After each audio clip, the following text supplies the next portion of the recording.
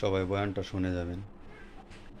দেখেন ক্যান্সার হইলে কি দোয়া পড়তে হয়, কাউকে যদি ক্যান্সার হওয়া দেখেন তাহলে কি দোয়া পড়তে হয়, সবাই দোয়াটা শিখে রাখেন।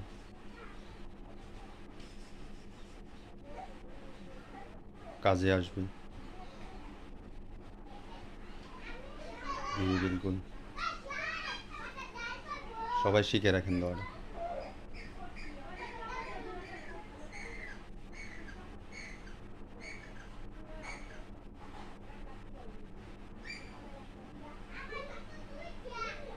খুব সুন্দর কথা বলছে।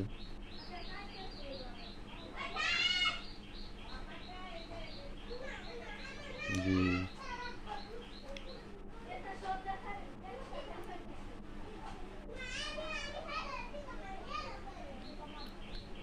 সেভ করে নিন সবাই ভিডিওটা।